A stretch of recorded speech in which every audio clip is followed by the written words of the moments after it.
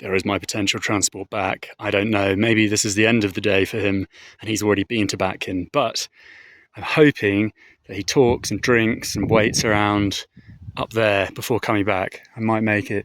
This is actually the entranceway that the last driver I hitchhiked with was going to drive me up to. And I see what he meant. Where that van is now, I actually got out and then I walked all the way back, doubling around to the other side to collect my hat, which fell off when I was on the top of the truck.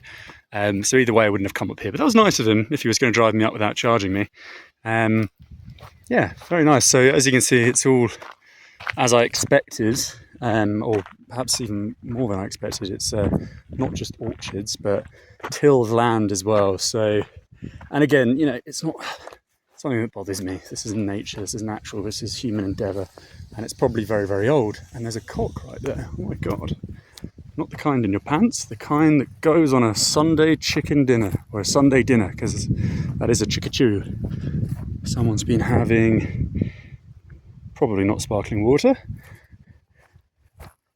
Let's go see the cock. Can they attack you? I'm not quite sure. I have high expectations of myself in a battle though. Oh, he's got all his wives. It's very local of him. Yeah, so they've tilled all this. So yeah, it gives you an idea of how extensive it is. And I'm, assuming that this was probably not identical, but similarly undertaken in the period that this fortress was constructed. They probably would have had, obviously, agriculture within, at least the orchards, I imagine. Some of these trees are probably very, very, very old.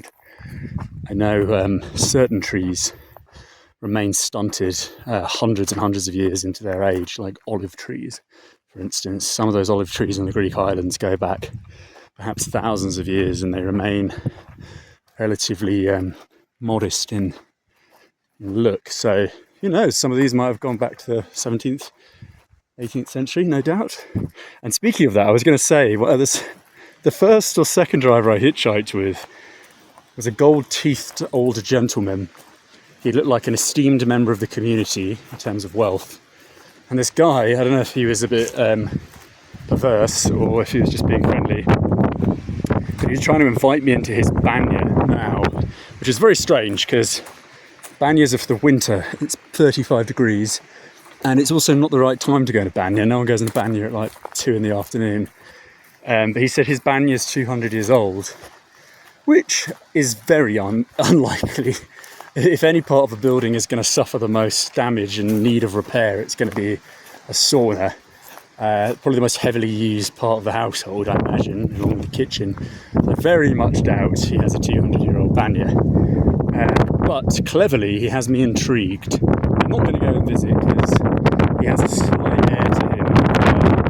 How should I say it? A slight metro air to the chap. But I mean, this has been here for hundreds of years, so I could be wrong.